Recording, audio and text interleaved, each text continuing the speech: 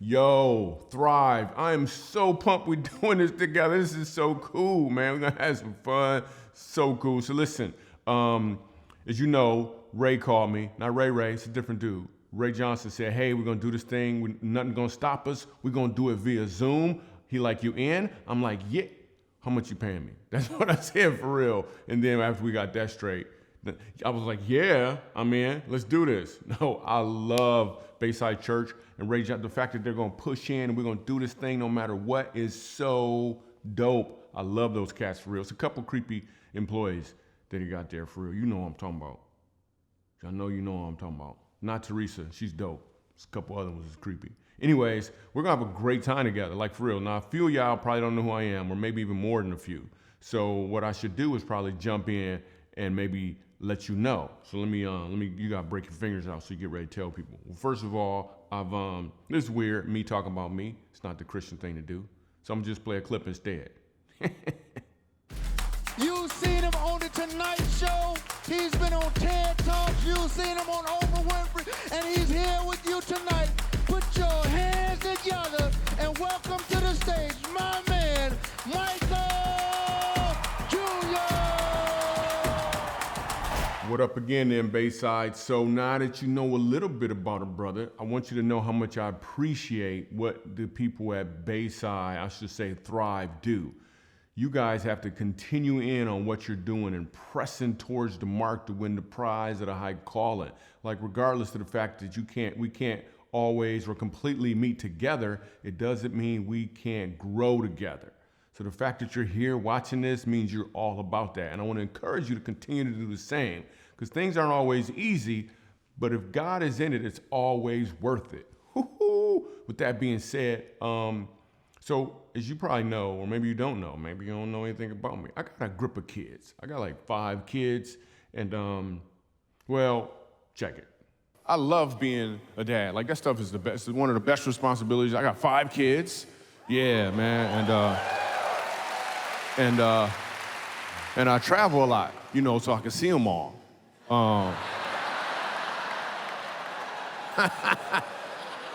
I'm just playing. I don't see them. No, I do have 5 kids, and whenever you have a big family, you have to figure out ways to save money, right? We want to get our family pictures taken. That stuff was expensive. So we did to save money, right? So we all got in the front seat of the car, look both ways and rent a red light. That's what we did. Yeah. 2 weeks later, the picture came in the mail. Yeah. But my son blinked, so we had to do it again. So I was doing that joke in prison recently, right? I wasn't in prison like, hey, I'm funny, get off me. It wasn't like that. Whenever we're doing a big comedy event, sometimes we'll stop at a homeless shelter, a prison, abuse children's facility. We'll stop there and we'll do some comedy for the people, right? So I'm at this prison and why I do comedy at a prison? Some of y'all looking at me. It's a captive audience. We'll throw it out there. So we're at this prison and I do the joke about the red light, and 75% of the prisoners laugh, the rest of them, nothing. Then I realized what was going on. Some of them had been locked up for so long, the dude next to him had to explain the joke. He was like, see, nowadays when you run a red light, they send a picture with a ticket in the mail. Then he looked at the dude next to him and was like, a red light is what they use for traffic when you go down the road. And then he said, a road is what they use. Where am I right now? I don't work that hard to find comedy. It just kind of shows up. I took my daughter to get a toddler bed, and it came with a 20-year warranty.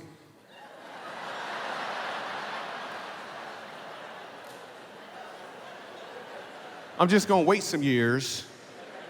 I'm gonna take it back. They're gonna be like, what's wrong? I'm gonna be like, her feet are hanging off the end. And her husband's uncomfortable too. So, need my money back.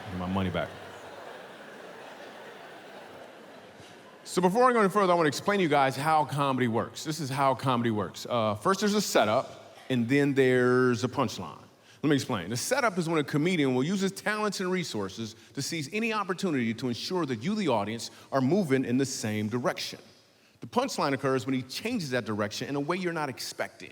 When you catch on to this change, you've received the punchline, and the results are revelation, fulfillment, and joy expressed through laughter. Let me give you an example. I took my family to Mexico for a week on vacation. The first 2 days were rough because the people there kept calling me a Negro. The third day, I realized they were saying amigo, and it was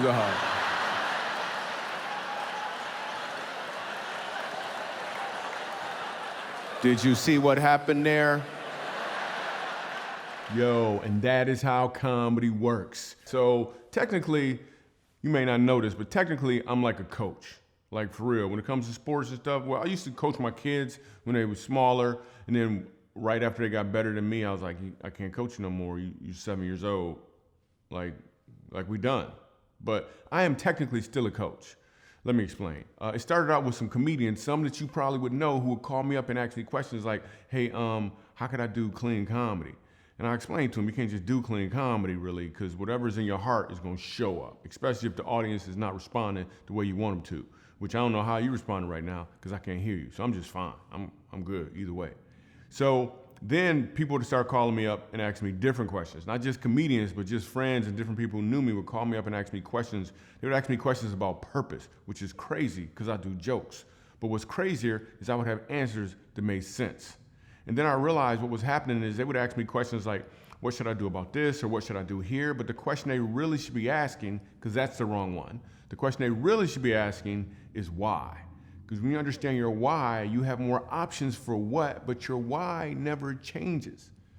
So a great way to explain this, when I'm ever at my live events, there's a video clip that I share with people to help them understand the difference between what and why. And I'm gonna go ahead and share this clip with you so you can better understand what exactly I mean about the power of why instead of just what. So with that being said, here's what I mean.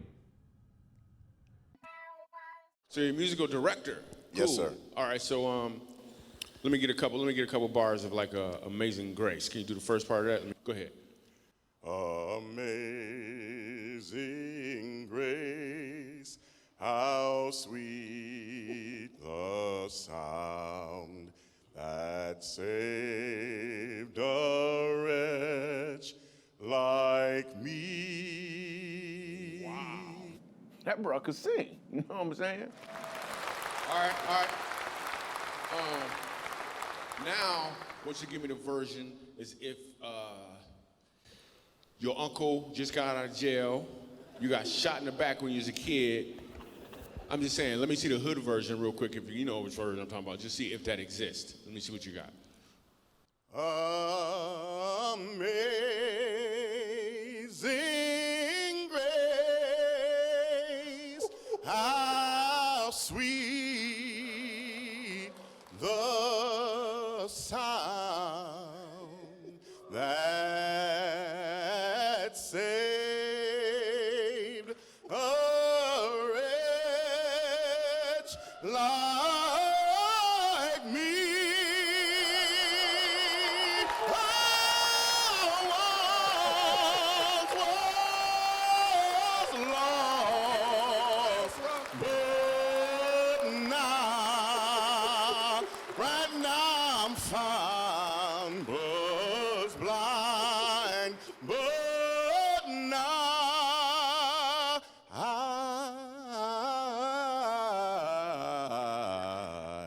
I see.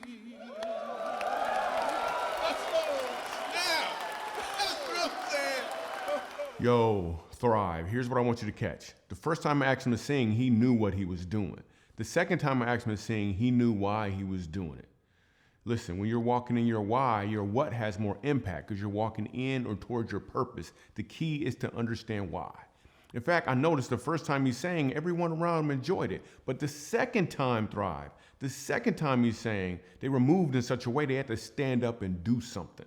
When you're walking in your why, regardless to your current circumstance, when you're walking in your why, the people around you will be moved in such a way, it will cause them to stand up and do something. I have always enjoyed doing comedy. Bringing laughter to people is something I've just thoroughly enjoyed.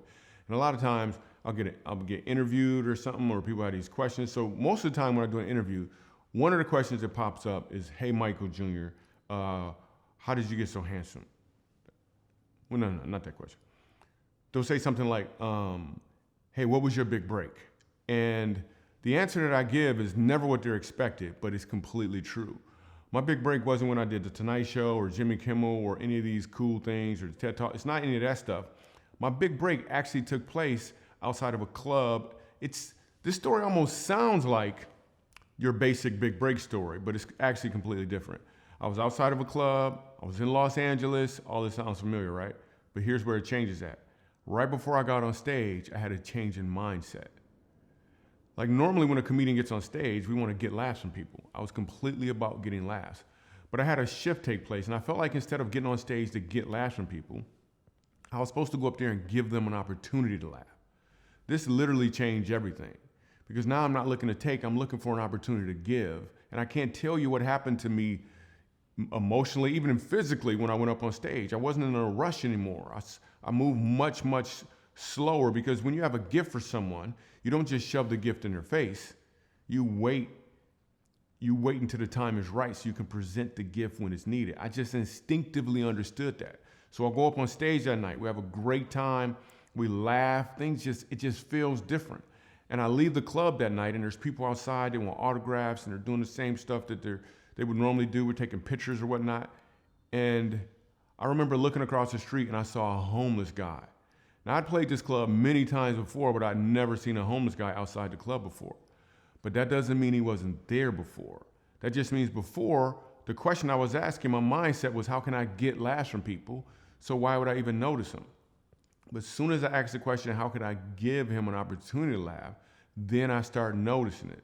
It's like when you're getting ready to buy a new car, and suddenly you're buying a Toyota, and you never saw that Toyota before. Now suddenly you seeing that car all over the place. Or right now, if I said the color green and you looked around the room, you'd find the color green more than you had noticed before. So when I changed my mindset and I asked a different question, how can I give an opportunity to laugh? I saw this homeless guy, and I was like, what about him? How could I give him an opportunity to laugh? And it kind of changed everything. And it's changed my career, literally. Because when I'm on stage, or even right here sitting in this chair, the question I'm asking even for you is, how can I give these people an opportunity to laugh? In fact, since then, I've shortened up the question, actually. I stopped asking, how can I give people an opportunity to laugh, and start asking, what can I give to my audience? Which is exactly the question you should be asking on a regular basis. Because when you ask that question, it changes the game.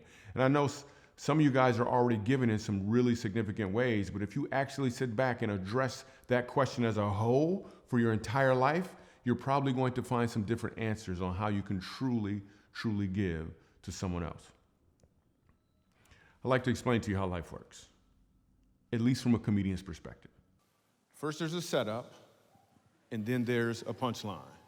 See, your setup is your talents, your resources, and your opportunities. And most of the time, we use our setup to ensure that the people around us are moving in a direction that serves us, which means the punchline occurs when you change that direction in a way they're not expecting.